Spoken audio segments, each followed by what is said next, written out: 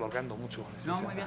En mi época en Washington no había votación que no se hiciera en el Congreso de los Estados Unidos que tuviera que ver con Israel y que no recibiéramos nosotros una serie de comunicaciones, no demasiado sofisticadas, pero muy bien elaboradas, una sola página, de qué es lo que está haciendo beneficio. Acuérdense que ustedes, nosotros votamos por ustedes en tal lado, tal lugar, en fin, sobre este tema. Entonces, yo creo que sí tenemos mucho que aprender, pero tenemos que tener una disposición a estos mecanismos de coyuntura de mediano y largo plazo.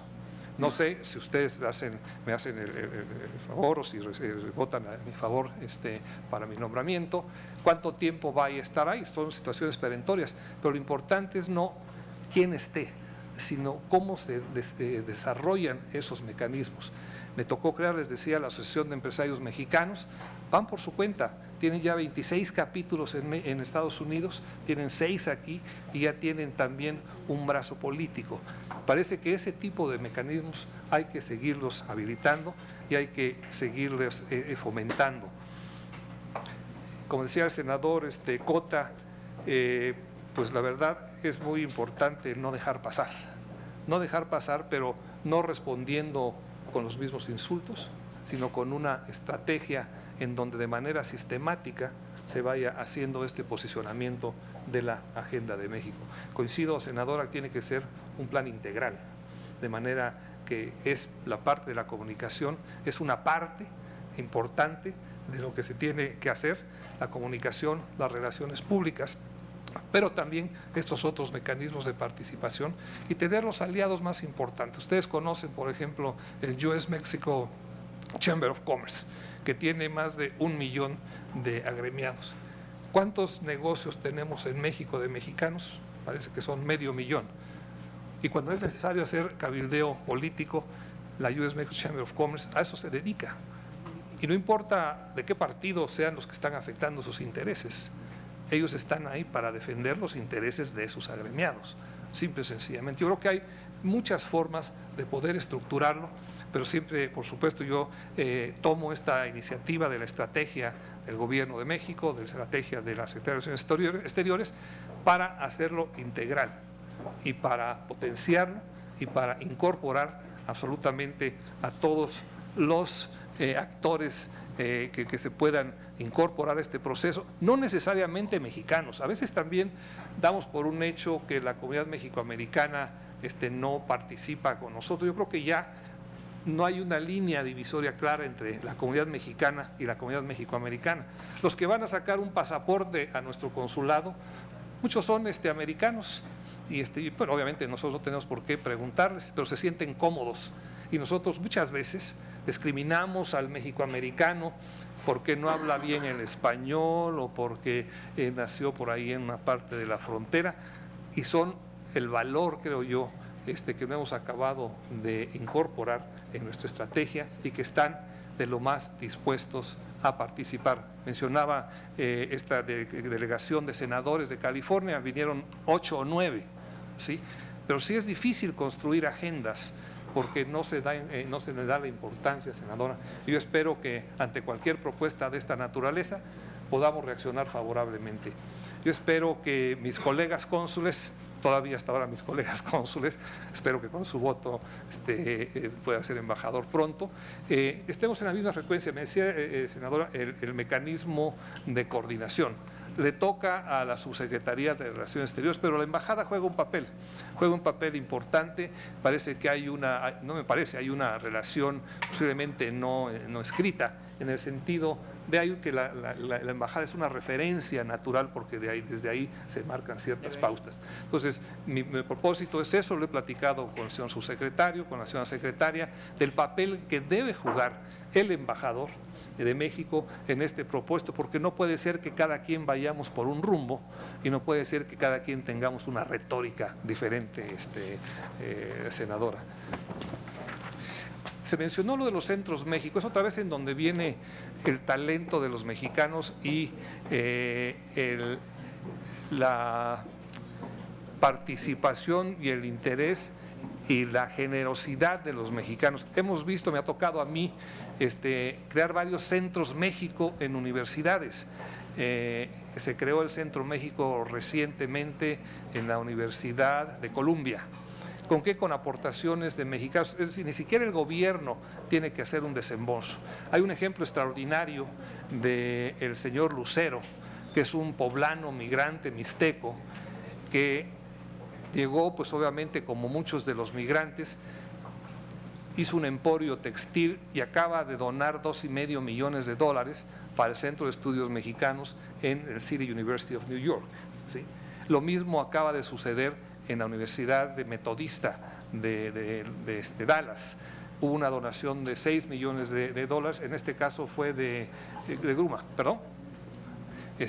Pero lo mismo ha sucedido en UCLA. Hay un centro de estudios mexicanos. Insisto, la parte presupuestal no es tan relevante como encontrar a todos esos actores que tienen interés por México, que invierten en México o que tienen cariño por México. Esa tiene que ser, como usted dice, parte de la estrategia, no quedarnos nada más en una cuestión de coyuntura y no quedarnos nada más en una cuestión de promoción de una imagen en base a medios. Todo es parte de esta estrategia, sin duda. ¿Por qué siendo oaxaqueño, senador Patricio Martínez? Fue por una coyuntura también, porque precisamente con mi background de ingeniero se estaba iniciando el Tratado de Libre Comercio y necesitaban en Canadá una gente con cierta experiencia en ese sentido. Entonces me invitaron a trabajar a Canadá como cónsul general de México para empujar el TLC. Desde ahí en Canadá las cosas estaban también muy complicadas y bueno, de ahí sale mi incorporación al servicio exterior. Luego quiero pensar que las fuerzas vivas oaxaqueñas tenían interés por mí y fueron a invitarme a ser alcalde de Oaxaca y bueno, ya regresé a Oaxaca. Pero luego me volvieron a invitar al servicio exterior y ya de ahí seguí por alguna razón con el servicio exterior. Hace unos días el señor presidente, que muy amablemente me recibió, me dice, ¿por qué no siguió usted en la política? Dije, pues es que los oaxaqueños son muy broncos, señor presidente. No, bueno, más bien por esta trayectoria que ha sido para mí una extraordinaria experiencia y una gran posibilidad de servir a nuestra gente. Tengo pasión ciertamente por ayudar a nuestra gente y por encontrar cada vez más mecanismos para reducir su vulnerabilidad. Yo creo que ya estamos hablando de 6 millones, alguien comentaba que ahora ya la migración se revirtió en el sentido de que ya son más los que regresan que los que van. Pero tenemos ahora el tema de Centroamérica que señalaba, ya son más los que vienen de regreso que los que están yendo, y lo vemos en las estadísticas consulares que son muy claras y sabemos de dónde vienen y a dónde van. California, en el consulado número 1 que tiene México en el mundo en cuanto a documentación, que es precisamente el Consulado de México en Los Ángeles, ya se ha estabilizado bastante. Tenemos altibajos dependiendo del tipo de documentos que se vuelvan a emitir. Con lo de las licencias de manejo, pues obviamente tuvimos un pico a partir del año pasado. Con lo de DACA tuvimos un incremento extraordinario. México ha posicionado, son temas muy importantes, ahí se ve, y quiero enfatizar esto porque tiene que ver con lo que estamos hablando, ahí se ve realmente cómo la fuerza de nuestra comunidad mexicoamericana reacciona cuando hay una motivación. En el caso de los muchachos que se llaman DAPA o Dreamers, como le quieran llamar, una reacción única de todas nuestras organizaciones comunitarias, porque no solo estamos hablando de las de mexicanos, estamos hablando también del National Council of la Raza, o estamos hablando de LULAC, o estamos hablando de MALDEF, que ya convergimos en intereses las comunidades mexicanas y las comunidades mexicoamericanas. Se hizo toda una estrategia como resultado de las 850,000 solicitudes que hay para el tema de DACA. México tiene casi 700,000. Y aquí en este paquete entran todas las nacionalidades del mundo. Pero bueno, me parece que la estrategia que se siguió en ese momento es muy buena y ahí tenemos otro mecanismo de protección en el sentido que tenemos a 700,000 muchachos mexicanos que ya no son vulnerables, por lo menos temporalmente, a la deportación.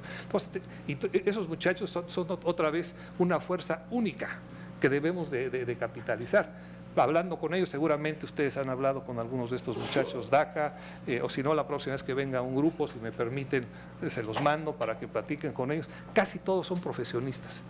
Muchachos que fueron a los de 3, 5 meses, 1 año, 2 años, que no conocen dónde nacieron prácticamente, pero tienen un cariño por una tierra que los vio nacer, pero que no los conocen y se reconocen. Entonces, esta es la gran diáspora que tenemos que ir armando. Es una situación muy compleja, yo lo reconozco, pero es una situación que es factible de hacer, y aquí apelaría, los senadores tienen también contacto con muchos actores en ese sentido, no nada más, creo yo, circunscribirse a su ámbito de competencia. Ustedes representan a sus estados, y en sus estados hay mucha gente que seguramente está fuera.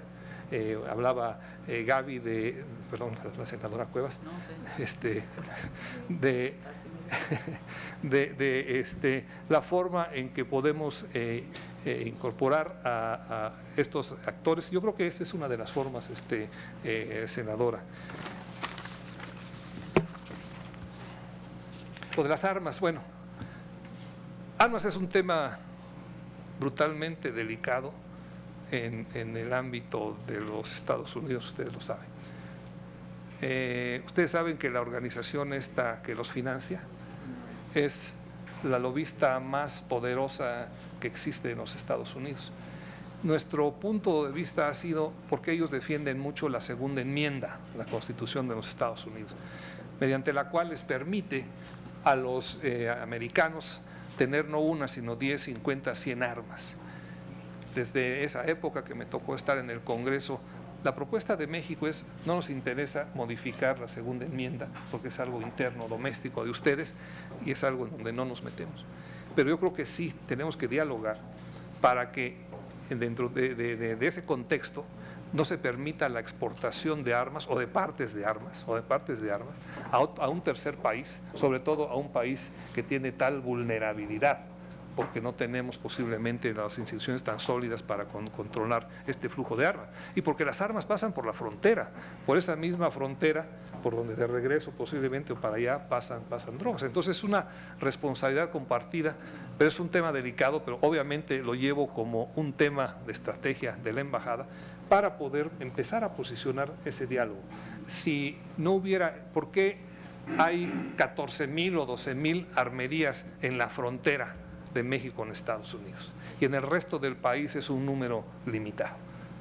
No se necesita ser sabio para saber que esas armas están siendo vendidas a personas que luego las contrabandean. Y hay varias formas de hacer el contrabando, algunas son legales, otras son ilegales, otras son personales, otras son por internet. El hecho es que hay una gran cantidad de armas que están entrando a México. Es un tema delicado, pero por supuesto es un tema que está dentro de la agenda que llevo, senador, y seguramente pues ustedes también tendrán mucho que decir en este tema con sus contrapartes, porque ahí es donde se resuelven estos temas.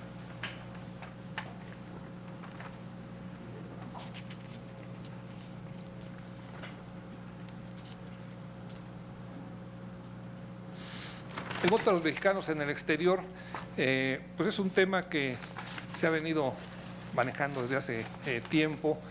Ya hubo 2 elecciones pasadas en donde se votó muy limitadamente. Hubo 42,000 en una elección y hubo 50,000 en la otra, más o menos. Ahora, como ustedes saben, tenemos la corresponsabilidad, pero de únicamente hacer el registro en los consulados para que de ahí nosotros mandemos la información al Instituto Nacional Electoral. Ahí termina el compromiso de la Secretaría de Relaciones Exteriores. Parece que va bien, de acuerdo a la información que nosotros tenemos, bueno, el registro que yo llevo diario del Consulado General de México en Los Ángeles. La gente está yendo a registrarse y ya les están llegando las credenciales de elector. Me parece que, bueno, es un tema que va a estar ahí por un tiempo y seguramente va a haber diferentes posicionamientos en cuanto a cómo se va a proceder posteriormente, pero eso no es un tema que nos toque a nosotros. Ciertamente nosotros estamos ofreciendo la posibilidad de que cuando llega un paisano al consulado puedan tener acceso a su registro para obtener la credencial de elector. La trata de personas pues también es otro tema que usted me señalaba. Perdón. Sí, perdón, Pilar Ortega. Es un tema que se está llevando en la agenda bilateral. Usted sabe que hay mecanismos, no es un tema fácil. Me tocó bastante en Nueva York porque había una cadena ya muy establecida entre Tlaxcala y Nueva York.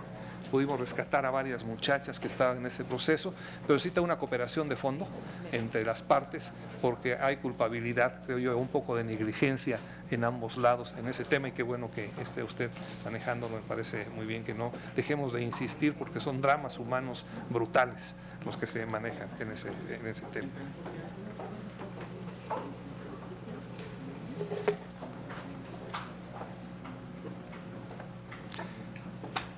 El diálogo migratorio, por supuesto que es otro tema de mucha preocupación.